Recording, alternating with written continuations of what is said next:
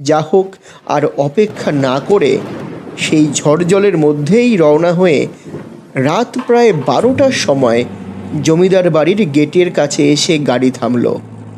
যা হোক আর অপেক্ষা না করে সেই ঝড় জলের মধ্যেই রওনা হয়ে রাত প্রায় 12টার সময় জমিদার বাড়ির গেটের কাছে এসে গাড়ি থামল। যা হোক আর অপেক্ষা না করে সেই ঝড় জলের মধ্যেই রওনা হয়ে রাত প্রায় 12টার সময় জমিদার বাড়ির গেটের কাছে এসে গাড়ি থামল। আজ শুনবেন নিহার রঞ্জন গুপ্তের কিরিটি কাহিনী পদ্মদহের পিশাচ। নিহার রঞ্জন গুপ্ত, জন্ম 6 জুন 1911, অবিভক্ত বাংলার যশোরে। কোন্নগর উচ্চ বিদ্যালয় থেকে পাশ করেছেন ম্যাট্রিকুলেশন। কৃষ্ণনগর সরকারি কলেজ থেকে আইএসসি ডিগ্রি অর্জনের পর তিনি কলকাতা থেকে ডাক্তারি বিদ্যায় কৃতকার্য হন। এরপর লন্ডন থেকে স্নাতকোত্তর ডিগ্রি অর্জন করেন। দ্বিতীয় মহাযুদ্ধ চলাকালীন ভারতীয় সেনাবাহিনীতে যোগ দেন। কলকাতায় ফিরে এসে যোগ দেন মেডিকেল কলেজে। তার লেখা কিছু উল্লেখযোগ্য গ্রন্থ হল কলঙ্কিনী কঙ্কাবতী, কালো ভ্রমর, উল্কা এবং উত্তর ফাল্গুনী।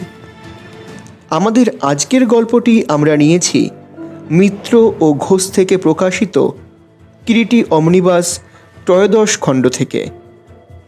শুরু হচ্ছে আমাদের আজকের নিবেদন, নিহার রঞ্জন গুপ্তের কাহিনী পদ্মদহের পিশাচ।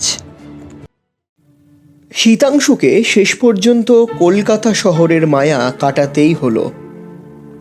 শহরে ঘুরে ঘুরে 2 বছর ধরে বিশেষ কোনো সুবিধাই যখন করতে পারলে না, এক প্রকার বাধ্য হয়েই তাকে পিতার জমিদারিতে ফিরে আসতে হলো। জমিদারির অবস্থা যাই হোক, এখনও সেখানে গিয়ে থাকতে পারলে সুখে স্বাচ্ছন্দ্যেই কেটে যাবে। নায়েব নরেনবাবুকে একটা তার করে দিয়ে একটা দিন দেখেই রওনা হয়ে পড়ল শীতাংশু, স্ত্রী রমা ও একমাত্র পুত্র চম্পককে নিয়ে। স্টেশনে এসে যখন ওরা নামল, প্রকৃতি জুড়ে তখন ঝড় জলের যেন তাণ্ডব চলছে। দারোয়ান গাড়ি নিয়ে স্টেশনে উপস্থিত ছিল। যা হোক আর অপেক্ষা না করে সেই ঝড় জলের মধ্যেই রওনা হয়ে রাত প্রায় 12টার সময় জমিদার বাড়ির গেটের কাছে এসে গাড়ি থামল। বৃষ্টিটা তখন প্রায় ধরে এসেছে। নায়েবে নরেনবাবু ও বাপের আমলের পুরনো চাকর জগা গাড়ি বারান্দায় অপেক্ষা করছিল। প্রকাণ্ড টানা বারান্দা, ঝোলানো বাতি, স্বল্পালোকে আবছা আলো ও আধারে সমগ্র বারান্দাটি কেমন যেন থমথমে ও নিঃসঙ্গ মনে হয়। নায়েব নরেনবাবুর বয়স যথেষ্টই হয়েছে। তিনি গত মহাযুদ্ধে গিয়ে বাঁ হাত হারান ও বিষাক্ত গ্যাসে বাঁদিকের গালটা পুড়ে কুঁচকে একেবারে বিশ্রী হয়ে যায়। অস্পষ্ট আলোয় লোকটার দিকে তাকালে বুকের মধ্যে হঠাৎ যেন কেমন ছ্যাঁত করে ওঠে। তার বাঁ হাতের জায়গায় একটা রবারের হাত লাগানো। প্রথমে দেখলে ঠিক বোঝা যায় না। শীতাংশু গাড়ি থেকে নামতেই নরেনবাবু এগিয়ে এসে নমস্কার করলেন। আসুন আসুন, আর পথে কোনো কষ্ট হয়নি তো? না, কষ্ট কষ্ট সেরকম কিছু হয়নি। এমন সময় রাত্রির নিস্তব্ধতাকে ছাপিয়ে সহসা একটা আকাশ পাতাল ফাটানো বীভৎস চিৎকার শোনা গেল। শীতাংশু চমকে উঠল। চম্পক এতক্ষণ মার কোল ঘেঁষে চুপটি করে দাঁড়িয়েছিল। সেও চমকে উঠে জিজ্ঞেস করল, ও কি বাবা? শীতাংশু যে কি জবাব দেবে ভেবে পায় না। বারান্দার অস্পষ্ট আলোয় স্ত্রীর মুখের দিকে চেয়ে শীতাংশু দেখলে তার মুখেও যেন রক্তের লেশমাত্র অবশিষ্ট নেই। বাইরে টিপটিপ করে বৃষ্টি পড়ছে। থেকে থেকেই কালো আকাশের বুক চিরে বিদ্যুৎ লকলকিয়ে উঠছে। মেঘের গুরু গুরু গর্জন আর ব্যাঙ ও ঝিঝির একঘেয়ে ডাক শোনা যায়। কিছুক্ষণ একটা জমাট স্তব্ধতা, তারপরই নরেনবাবুই প্রথমে কথা বললেন। গভীর রাত্রে পদ্মদহ হতে ওই রকম বীভৎস চিৎকার মাঝে মাঝে শোনা যায়। এখানকার লোকেদের বিশ্বাস ওই পদ্মদহের জলের মধ্যে নাকি দৈত্য বাস করে, সেই মাঝে মাঝে গর্জন করে ওঠে। এতক্ষণে শীতাংশু নিজেকে অনেকটা সামলে নিয়েছে। নরেনবাবুর কথা শুনে হা হা করে হেসে উঠল। ইডিয়েট, এখন এই বিংশ শতাব্দীতে এইসব গাঁজাখড়ি গল্প চলে নাকি? নরেনবাবু বোকার মতো কেবল জবাব দেয়, আগে। যা হোক, সে রাত্রের মতো তাড়াতাড়ি কোনো মতে খাওয়া দাওয়া সেরে যে যার মতো গিয়ে শয্যায় আশ্রয় নিল। ভোরবেলা যখন শীতাংশুর ঘুম ভাঙল, খোলা জানলা পথে শিরশির করে কেমন একটা ঠান্ডা হাওয়া আসছে। শীতাংশু এসে ঘরের পূবমুখ খোলা জানালার কাছে দাঁড়ালো। বৃষ্টি ধৌত প্রকৃতি প্রভাতের সোনালি আলোয় সূচি স্নান করেছে যেন। দিগন্ত প্রসারী পদ্মদহের বুকে অসংখ্য ক্ষুদ্র ক্ষুদ্র ঢেউগুলি সূর্যের সোনালি আলোয় ঝিকমিক করছে। নয়নাভিরাম সে দৃশ্য। ইতিমধ্যে এক সময় রমলা এসে পাশে দাঁড়িয়েছে। শীতাংশু টেরও পায়নি। শীতাংশু হাসতে হাসতে বললে, দেখেছ রুমু, এই জন্য বোধ হয় ঠাকুরদা এই মায়া ফাঁদে ধরা দিয়েছিল। সারা সকাল ও দুপুরটা শীতাংশুর জমিদারি সংক্রান্ত সমস্ত ব্যাপার ঘুরে ফিরে দেখতে দেখতেই কেটে গেল। শীতাংশু অনেকটা নিশ্চিন্ত হয়। জমিদারির আয় ভালোই এখনো। দেখাশোনা ভালো করে করতে পারলে যথেষ্ট অর্থাগম হবে।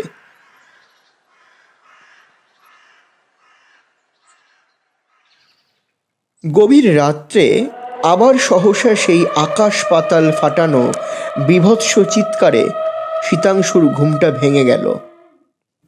শীতাংশু ধরফর করে শয্যায় উঠে বসল। চেয়ে দেখে স্ত্রী রমলাও শয্যার উপর উঠে বসেছে। সমগ্র মুখখানি জুড়ে তার সেই পূর্বরাতের আতঙ্ক। শীতাংশু শয্যা থেকে নেমে খোলা জানলাটার কাছে এসে দাঁড়ালো। বাইরে অস্পষ্ট চাঁদের আলো, সেই আবছা চাঁদের আলো পদ্মদহের বুকে কেমন যেন একটা ভয়াবহ নির্জনতার সৃষ্টি করেছে।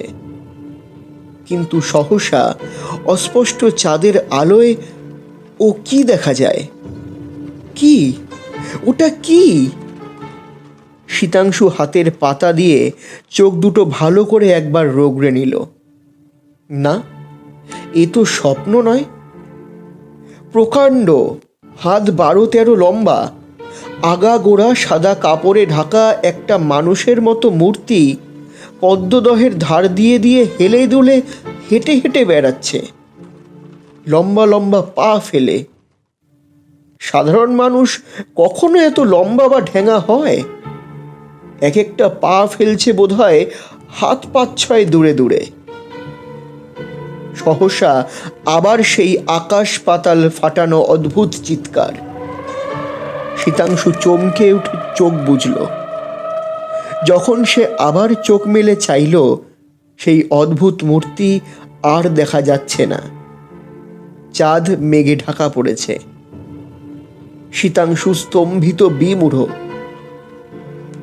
ব্যাপারটার মাথা মুন্ডু কিছুই যেন শীতাংশু বুঝে উঠতে পারে না। হঠাৎ পাশ ফিরে তাকাতেই শীতাংশুর নজর পড়ে ঠিক পাশেই ইতিমধ্যে কখন এসে না জানি দাঁড়িয়েছে স্ত্রী রমলা। রমলাও কি তাহলে তার মতো ক্ষণপূর্বে পদ্মদহের ধার দিয়ে সেই অদ্ভুত মূর্তিকে হাঁটতে দেখেছে? আমার একটা কথা শুনবে? সহসা রমলা বলে। বলো।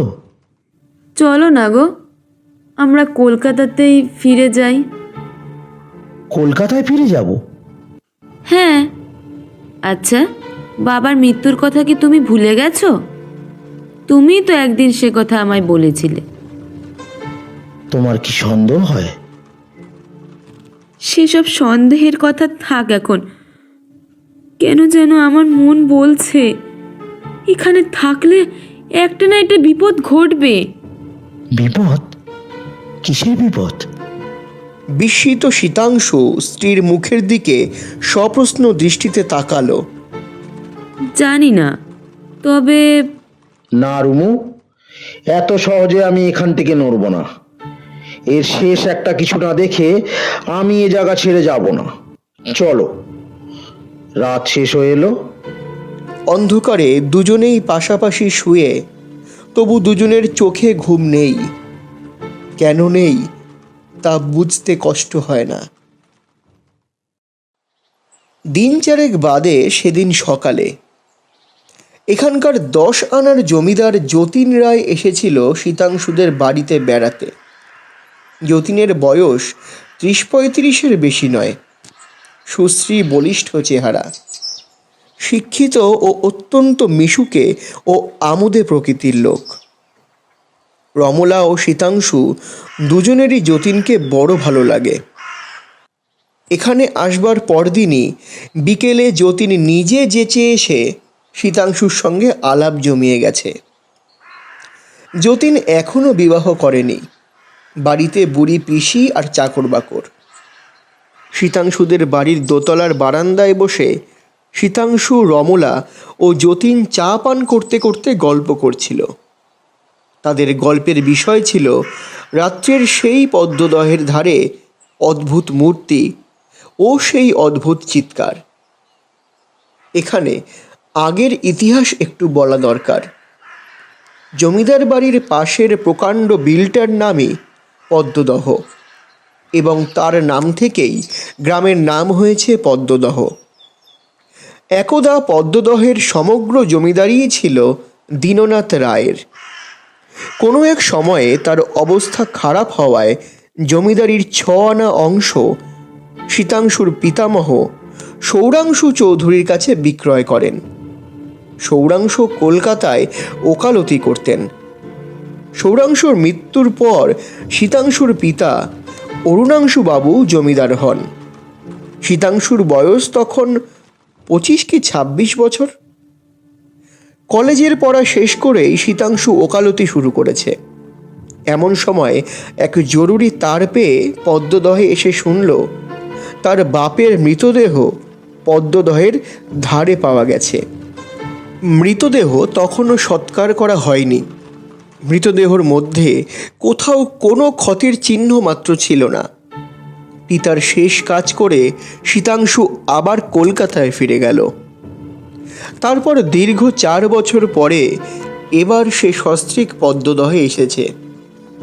দীননাথের মৃত্যুর পর তার পুত্র যতীন 10 আনা অংশের জমিদার। যতীন বলছিল, পদ্মদহের ধারে এমন একটা মূর্তি আমারও চোখে পড়েছে, বুঝলে? আর চিৎকার, বাবা, সে তো গ্রামের সকলেই শুনেছে। ওহো, সে শব্দের কথা ভাবলেও আমার বুক কেঁপে ওঠে গো। এমন সময় চম্পকের ডাকে সকলে ফিরে দেখল। একজন লম্বা মতো সুশ্রী তরুণের হাত ধরে চম্পক এদিকে আসছে।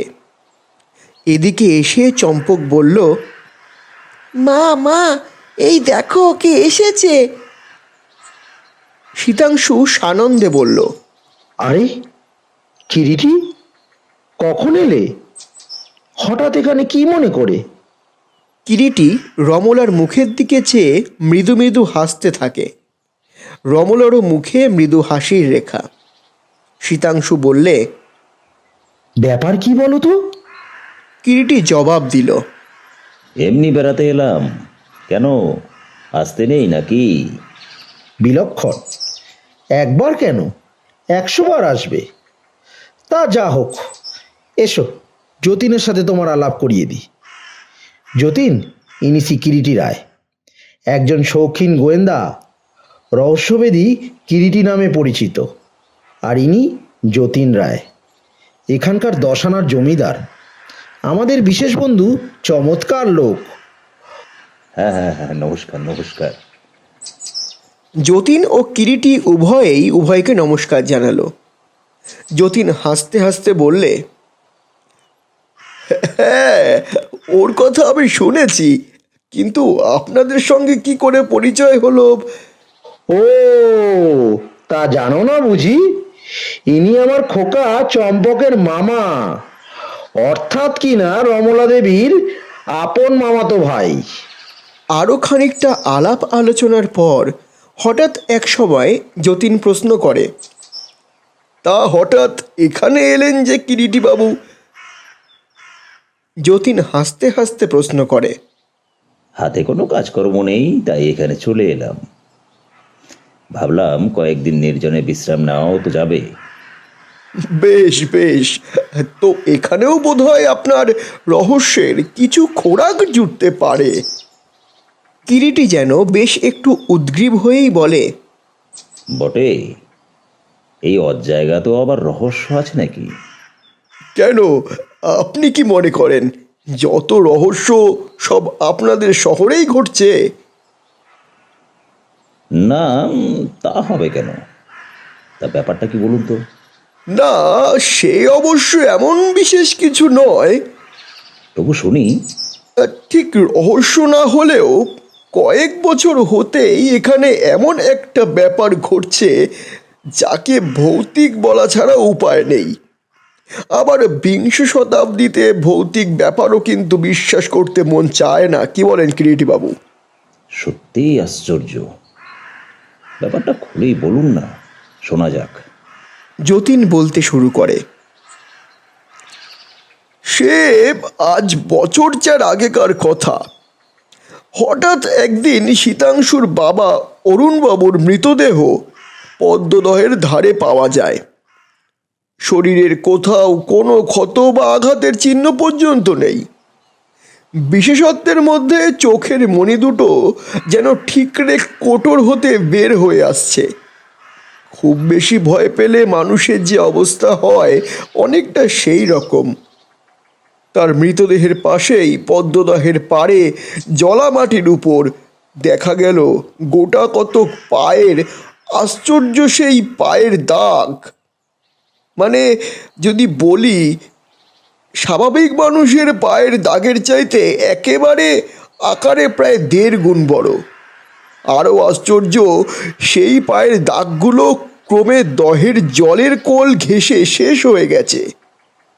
আমরা খোঁজ নিয়ে জেনেছিলাম অরুণবাবু মৃত্যুর দিন রাত্রে প্রায় 1:30টা পর্যন্ত নাকি জেগে জমিদারি সংক্রান্ত কাজকর্ম করছিলেন, তারপর শুতে যান। রাত্রি তখন 2 কি 2:30 হবে। গ্রামের 2-1 নাকি একটা বীভৎস চিৎকারও শুনেছিল। অরুণবাবুর মৃত্যুর পর হতে প্রায় রাত্রেই পদ্মদহের দিক থেকে সে বীভৎস চিৎকার আসে, এবং মাঝে মাঝে এখনও নাকি অনেকেই তা শোনে। এবং আগা গোড়া সাদা কাপড়ে মুড়ি দেওয়া একটা 12-13 হাত লম্বা মূর্তিকে পদ্মদহের ধার দিয়ে ঘুরে ঘুরে বেড়াতেও অনেকেই নাকি দেখেছে। সকলে রুদ্ধ নিঃশ্বাসে যতীনের কথাগুলি শুনছিল। গল্প শেষ হলে কিরিটি শুধু বললে, সত্যি অদ্ভুত ব্যাপারই বটে। কিন্তু শীতাংশু, তুমি এ কথা কই আমায় আগে কোনোদিন বলনি তো? যা হোক, সেদিনকার মতো যতীন সকলকে নমস্কার জানিয়ে বিদায় নিল। রমলা তখন ভাইয়ের জন্য খাবার আনতে উঠে গেল। কিরিটি শীতাংশুকে বললে, রমা আমায় তার করে এনেছে। এখানে তোমরা নাকি খুব বিপদে পড়েছ। এই ভৌতিক ব্যাপার ট্যাপার ওসব সে বাজে, বোগাস। ওটা 10 জনের চোখে ধুলো দেওয়ার জন্য শয়তানের কারসাজি মাত্র। পরের দিন দুপুরে কিরিটির ঘরে কিরিটি ও চম্পক বসে আছে। চম্পক এক মনে আবোল তাবোল কত কি বকে চলেছে। কিরিটি শুনছে আর মাঝে মাঝে 2-1টা প্রশ্ন করছে। চম্পক বলছিল, গরুর পাখির মতো সরু বাঁকানো নাক, প্যাঁচার মতো বড় বড় গোল গোল চোখ, গাধার মতো লম্বা লম্বা কান, বুঝলে মামা, রোজ রাত্রে আমার ঘরের ওই খোলা জানলার কাছে এসে সেটা আমার দিকে চেয়ে থাকে। কিরে, তোর ভয় করে না? দোত, ভয় আবার কি? ভয় তো পায় বোকারা, আর সেটা তো কিছু বলে না, শুধু আমার দিকে চেয়েই থাকে। বাবা বলেছেন ভয় পায় তো গাধা ছেলেরা। কিরিটির কিন্তু তখন সব কথা মনে নেই। সে ভাবছে চম্পকের দেখা সে অদ্ভুত জীবটার কথা। পরের দিন সকালে একটা ঘরের মধ্যে দাঁড়িয়ে রমলা কিরিটিকে বলছিল, এই ঘরটাতেই বাবা শুতেন দাদা। বেশ মাঝারি গোছের একখানা ঘর, গরাদহীন বড় বড় জানালা। ঘরের দক্ষিণ দিকেই সেই পদ্মদহ। দিবারাত্র হু হু করে হাওয়া এসে ঘরে ঢোকে। ঘরখানে দোতলায়, ঠিক তার নিচেই একটা ফুলের বাগান। বাগানটা পার হলেই একটা মাঠের মতো, সেই মাঠ পদ্মদহের পার পর্যন্ত বিস্তৃত। কিরিটি ঘুরে ঘুরে ঘরের সব জানালা দরজা দেওয়াল দেখছিল। হঠাৎ এক সময় বাগানের দিককার জানলার কাঠের পাল্লার উপর তার নজর পড়ল। পাল্লার গায়ে রঙের ওপর 5টি আঙুলের দাগ শুকিয়ে আছে। দাগগুলো এমনভাবে বসেছে যেন বাইরে থেকে কেউ আঙুলের চাপ দিয়ে জানালার বদ্ধ পাল্লা ঠেলে খুলেছে। কিরিটি রমলার দিকে ফিরে বললে, শেষ তোদের এ বাড়িতে কবে রং দেওয়া হয়েছে বলতে পারিস রমা? তা তো ঠিক জানি না রে দাদা, তবে নায়েব মশাই হয়তো বলতে পারবেন। রমলা জবাব দিল। সেই দিনই বিকেলের দিকে কিরিটি নিজেই গিয়ে নরেনবাবুর সঙ্গে আলাপ করলে। নমস্কার, আপনি তো নরেনবাবু, এদের নায়েব? হ্যাঁ। আপনি তো এখানে অনেকদিন আছেন নয়নবাবু, না? আগে আচ্ছা নয়নবাবু, বলতে পারেন সর্বশেষ এ বাড়িতে কবে রং করা হয়েছিল? হ্যাঁ, বছর 4 আগে। কর্তার মৃত্যুর কয়েকদিন আগে সমস্ত বাড়ি রং করা হয়েছিল। এর মধ্যে আর রং করা হয়নি? হয়েছে বটে, তবে বাইরের মহলগুলোতেই যা আবার রং দেওয়া হয়েছিল, ভেতরের মহলে রং দেওয়া হয়নি। ওদিকটা তো আর ব্যবহার করা হয়নি এতদিন, এবারে রং আবার দিতে হবে। ওই দিনই শেষ রাত্রে একটা অস্পষ্ট খসখস শব্দে কিরিটির ঘুমটা সহসা ভেঙে গেল। কার যেন চাপা শ্বাস প্রশ্বাসের শব্দ ঘরের বাতাসে ভেসে বেড়ায়। ভোরের আকাশের কোণে ত্রয়োদশীর ক্ষীণ চাঁদ তখন যাই যাই করছে। কিরিটি চোখ মেলে শুয়ে শুয়েই যতদূর সম্ভব ঘরের মধ্যে চারদিক দেখতে লাগলো। হঠাৎ মনে হলো ঘরের বাইরে বারান্দা দিয়ে কে যেন নিঃশব্দে হেঁটে গেল। কিরিটি তাড়াতাড়ি শয্যা ছেড়ে টর্চটা হাতে নিয়ে বাইরে চলে আসে। মিটমিটে চাঁদের আলোয় বারান্দাটা যেন খাঁ খাঁ করছে। কিরিটি কিছুক্ষণ দাঁড়িয়ে থাকে, কিন্তু সন্দেহজনক কিছুই চোখে পড়ে না। দূরে দিগন্ত প্রসারী পদ্মদহ। সহসা ক্ষীণ শেষ রাতের চন্দ্রালোকে তার নজরে পড়ল অদূরে পদ্মদহের ধার দিয়ে আগাগোড়া সাদা চাদরে মুড়ি দেওয়া 12-13 হাত লম্বা একটা মূর্তি যেন লম্বা লম্বা পা ফেলে হেঁটে বেড়াচ্ছে। কিরিটি অবাক বিস্ময়ে তাকিয়ে থাকে সেই দিকে। রাত আর বেশি নেই। কিরিটি আর শয্যা গ্রহণ করে না, ঘরের মধ্যে প্রবেশ করে। গায়ে জামাটা দিয়ে জুতো পরে বের হয়ে পড়ে। ক্রমেই ভোরের অস্পষ্ট আলোয় চারদিক ফিকে হয়ে উঠেছে। কিরিটি পদ্মদহের ধার দিয়ে ঘুরে ঘুরে বেড়াতে লাগলো। বেড়াতে বেড়াতে এক সময় পদ্মদহের ধারে সহসা নজর পড়ল ভিজে মাটির উপরে পরপর অনেকগুলো একই রকম পায়ের দাগ। দাগগুলো সাধারণ মানুষের পায়ের দাগ হতে অনেক বড়। পায়ের পাতা যেমনই বড়, পায়ের আঙুলগুলো তেমনি লম্বা লম্বা। আঙুলের নখগুলো নরম মাটির বুকে চেপে চেপে যেন বসে গেছে। কিরিটি পায়ের দাগগুলো ভালো করে লক্ষ্য করতে লাগলো। মানুষের পায়ের দাগ যেমন খানিকটা পড়ে না, আঙুলের মাথাগুলোর গোল গোল দাগ পড়ে মাত্র, এ পায়ের দাগ মোটেই সেরকম নয়। পায়ের পাতার সমস্ত দাগটুকু তো পড়েছেই, লম্বা লম্বা আঙুলের দাগও পড়েছে। পায়ের দাগগুলো ক্রমে যেন পদ্মদহের জলের দিকে নেমে গেছে। কিরিটি চিন্তিত মনে বাড়ির দিকে ফিরে এলো।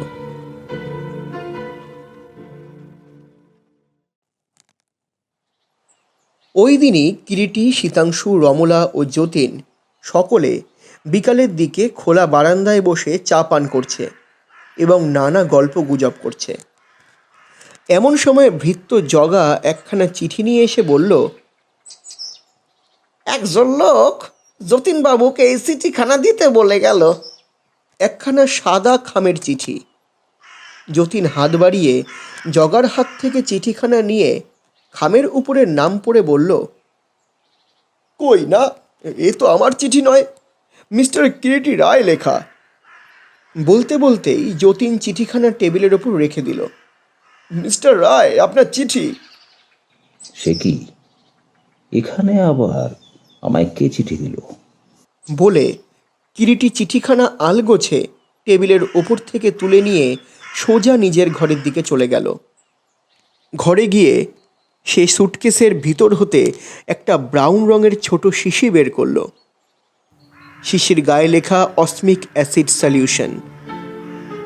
একটা কাচের পাত্রের মধ্যে সেই খামখানা রেখে শিশিটার ছিপি খুলে খানিকটা অ্যাসিড সেই ছাপ খামটার গায়ে ঢেলে দিল।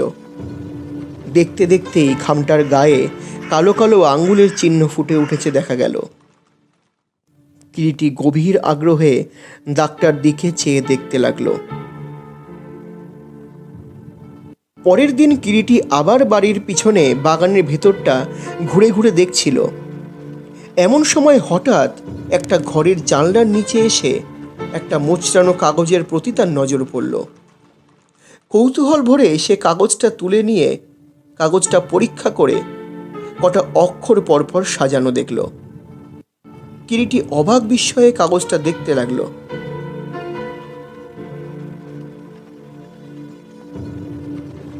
এই আবার কি?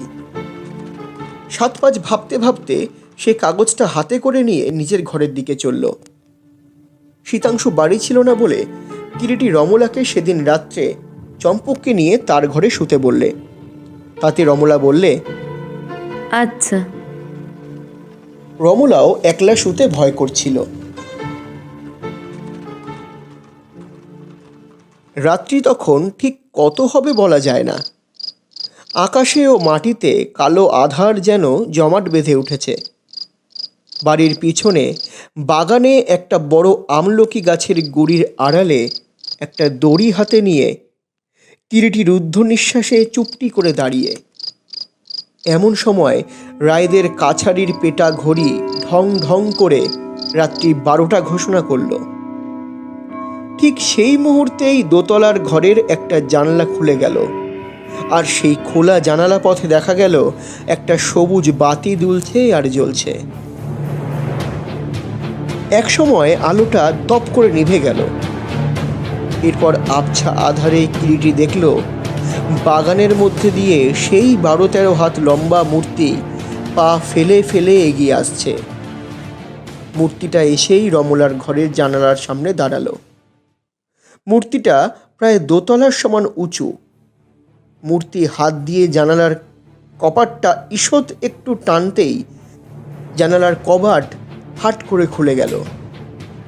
মূর্তিটা এবার জানলার গায়ে হেলান দিয়ে দাঁড়ালো। 1 মিনিট, 2 মিনিট করে প্রায় 10 মিনিটের পর দেখা গেল মূর্তিটা আবার সোজা হয়ে দাঁড়িয়ে জানলা ছেড়ে এগিয়ে আসছে। আর দেরি নয়, সহসা কিরিটি হাতের দড়িটা বিদ্যুৎ বেগে মূর্তিটাকে লক্ষ্য করে ছুড়ে দিল। কিরিটির নিক্ষিপ্ত অব্যর্থ দড়ির ফাঁস মূর্তিটার মাথা দিয়ে গলে কোমর পর্যন্ত নামতেই সে দিলে এক টান। অমনি মূর্তিটা তালগোল পাকিয়ে হুড়মুড় করে মাটিতে পড়ে গেল। অন্ধকারে মাটিতে পড়েই মূর্তিটা ছটফট করতে লাগলো। কিরিটি ছুটে গেল, কিন্তু সেখানে গিয়ে প্রকাণ্ড একটা সাদা চাদরের জামা, একটা অদ্ভুত মুখোশ ও মস্ত মস্ত দুটো বাঁশের রনপা ছাড়া কিছুই পেল না। রনপা দুটো নিয়ে কিরিটি যেমন ফিরতে যাবে, ঠিক সেই মুহূর্তেই কে যেন বাঘের মতো কিরিটির উপরে এসে লাফিয়ে পড়ল পিছন হতে, এবং ক্ষিপ্র গতিতে তার হাতের তীক্ষ্ণ ছোড়াখানা লক্ষ্যভ্রষ্ট কিরিটির বাঁ হাতের কনুয়ে বসিয়ে দিল। আঘাত খেয়েও কিরিটি বিচলিত হয় না, বরং বিদ্যুৎ গতিতে ফিরে জুজুৎসুর প্যাঁচ দিয়ে লোকটাকে মাটিতে ফেলে দিল এবং তাকে ঠেসে ধরল। কিরিটির হাতের ক্ষতস্থান দিয়ে তখন কিন্তু রীতিমতো রক্তক্ষরণ হচ্ছে।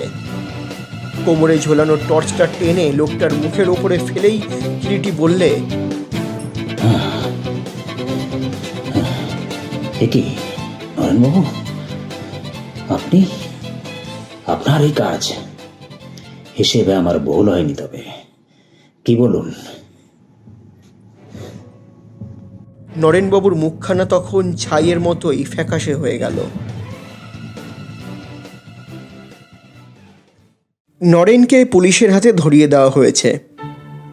শীতাংশু, যতীন, কিরিটি ও রমলা পরের দিন দ্বিপ্রহরে শীতাংশুর ঘরে বসে গল্প করছিল। গত রাত্রের গল্পই হচ্ছিল। যতীন বললে, অদ্ভুত সাহস কিন্তু আপনার মিস্টার রায়। শেষ পর্যন্ত দেখলেন তো, এটা আসলে একটা শয়তানের শয়তানি। এ আমি আগেই জানতাম, কিন্তু নরেন লোকটা যে এত বড় নীচ ও শয়তান তা কিন্তু আমার মোটেই ধারণা হয়নি। নেব খারাপ? কিরিটি বললে, ব্যাপারটা তাহলে খুলেই বলি এবং 4 বছর আগেকার ঘটনা হতেই শুরু করা যাক, কি বলেন? নিশ্চয় নিশ্চয়, বলুন, শোনা যাক। যতীন আগ্রহে বলে ওঠে। কিরিটি বলতে শুরু করে, আমরা জানি শীতাংশু বাবা ও রুমাংশু বাবুকে এক রাত্রে হঠাৎ মৃত অবস্থায় পদ্মদহের পাড়ে পাওয়া যায়। আসল ব্যাপারটা কেউ না জানলেও যা ঘটেছিল সেটা হচ্ছে, অরুণবাবু এক রাত্রে হঠাৎ জানলার ওপর অদ্ভুত এক মূর্তি দেখে ভয় পেয়ে মারা যান। মূর্তির নাকটা ছিল গরুর পাখির মতো সরু পাকানো, চোখ দুটো পেঁচার মতো বড় বড় আর গোল, কান গাধার মতো লম্বা লম্বা। মূর্তি যখন দেখল অরুণবাবু ভয় পেয়ে মারা গেছেন, তখন গ্রামবাসীর মনে একটা ভৌতিক ত্রাসের সঞ্চার করবার জন্য সে হত্যাকারী নিজে রনপা পড়ে পদ্মদহের ধার দিয়ে রাত্রে হাঁটত ও একটা মাটির হাড়ির মধ্যে মুখ গুজে বীভৎস চিৎকার করত। গ্রামবাসীদের মনে ধারণা হলো পদ্মদহের পিশাচের হাতেই অরুণবাবু মারা গেছেন, কিন্তু খুনি তার হত্যার নিদর্শন লিখে গেল আঙুলের ছাপের মধ্য দিয়ে।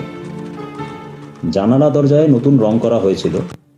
খুনি যখন বাইরে থেকে সেই জানালার পাল্লা টেনে খোলে, তখন জানালার কাঁচা রঙে হাতের আঙুলের ছাপ পড়ে যায়। আরো একজনের চোখে ব্যাপারটা ধরা পড়ে। তার মুখ বন্ধ করবার জন্য খুনি তার হাতে টাকা দেয় ও ভয় দেখায়। লোকটা চুপ করে থাকে।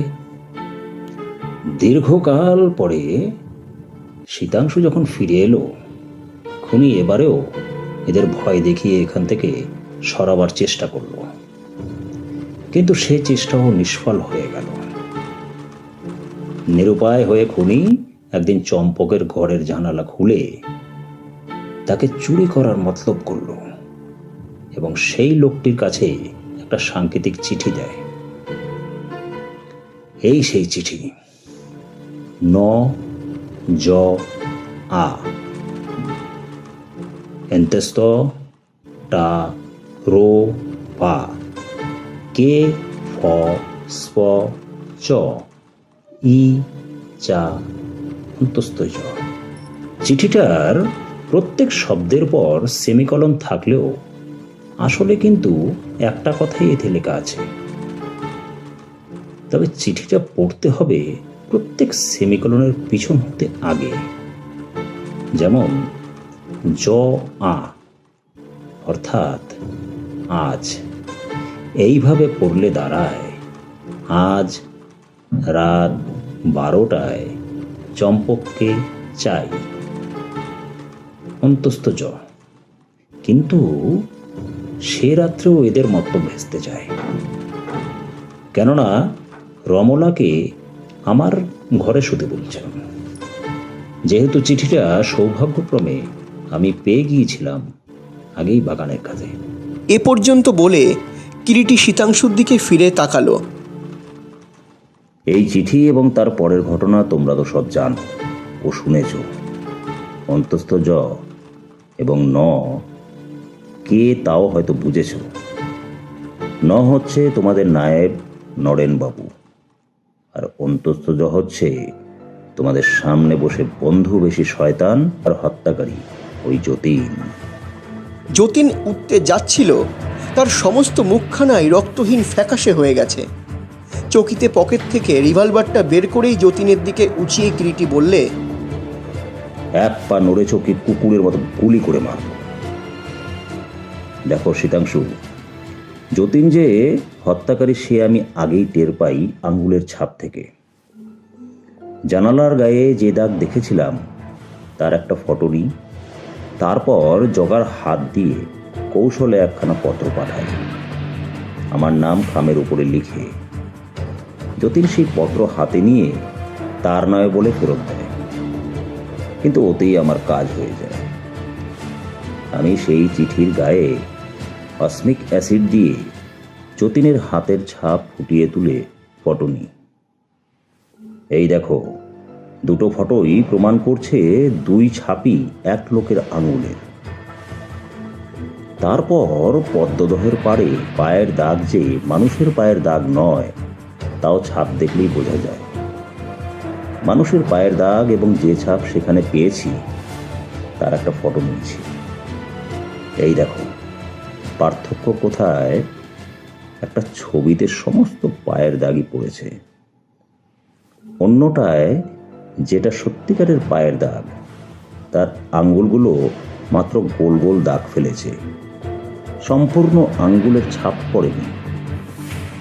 কারণ হাঁটার সময় আঙ্গুল ও পায়ের পাতার মাঝখানে উঁচু জায়গা মাটি হতে উঁচুতে থাকে, সেই জন্য মাটিতে আঙ্গুলের সম্পূর্ণ ছাপ পড়ে না। তারপর সমস্ত পায়ের পাতার ছাপ পড়া অসম্ভব। বুড়ো আঙ্গুলের দিক থেকে গোড়ালি পর্যন্ত ধনুকের মতো বাঁকানো পায়ের পাতার অংশ হাঁটার সময় মাটিতে স্পর্শ করে না, কাজেই সম্পূর্ণ পায়ের দাগ পড়ে না। এর থেকেই বুঝেছিলাম ওই পা লাগিয়ে হেঁটে গেছে। কাঠের পায়ের পাতা বিভৎস তৈরি করে করা হয়েছিল যাতে করে ওই পায়ের ছাপ দেখে মনে সকলের আতঙ্ক জাগে। আরেকটা কথা, মানুষ অত লম্বা হতে পারে না। আগেকার দিনে ডাকাতেরা পায়ে দুটো বাঁশের লাঠি লাগিয়ে কোষের পর কোষ দ্রুত হেঁটে যেত, তাকে বলা হতো রনপা। আমার সন্দেহ হলো এই মূর্তিও রনপা ব্যবহার করত, তা না হলে অত লম্বা লম্বা পা ফেলা যায় না। এখন কথা হচ্ছে যতীনকে কেন সন্দেহ করলাম। যতীন জানতো অরুণবাবুর একমাত্র পুত্র ছাড়া ত্রিসংসারে আপনার বলতে তার কেউ নেই।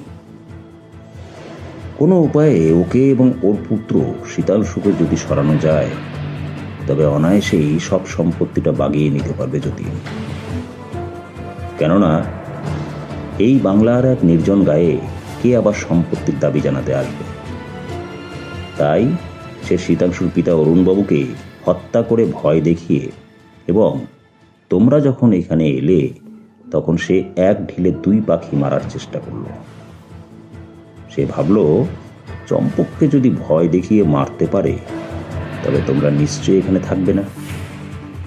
ভয় দেখাবার জন্য চমৎকার পন্থাটি নিয়েছিল যতীন। এই মুখোশটি দেখলেই বুঝতে পারবে। গরুর পাখির মতো সরু বাঁকানো নাক, প্যাঁচার মতো বড় বড় গোল চোখ, গাধার মতো লম্বা লম্বা কান। দুর্ভাগ্য, চম্পক কিন্তু ভয় পেলে না। এখন এরা ঠিক করলে কোনো মতে চম্পককে চুরি করে নিয়ে গিয়ে মেরে ফেলবার। তোমাদের নায়েব ছিল ওর সঙ্গী, তাকেও টাকা দিয়ে চুপ করিয়ে রেখেছিল। শীতাংশু গর্জন করে উঠল। শয়তান খুনি!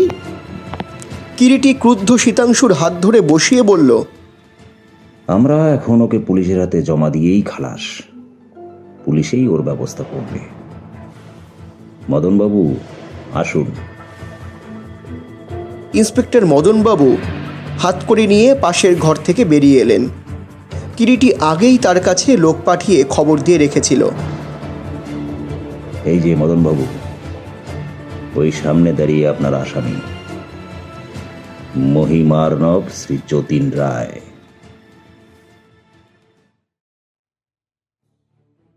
শুনছিলেন কিরিটি কাহিনী পদ্মদহের পিশাচ, রচনা নিহার রঞ্জন গুপ্ত, গল্প পাঠে যতীন এবং চম্পকের ভূমিকায় আমি বিজয়, কিরিটি সুখেন্দু দেবনাথ, শীতাংশু দেবব্রত মজুমদার, রমলা তিথি চক্রবর্তী। প্রযোজনা সাহাস ক্রিয়েশন। সমগ্র পরিচালনা এবং পরিকল্পনা study academy the symbol of education. শব্দগ্রহণ এবং আবহ সঙ্গীত তরঙ্গ দ্য আল্টিমেট মিউজিক। প্রচার অলঙ্করণ চারুলিপি।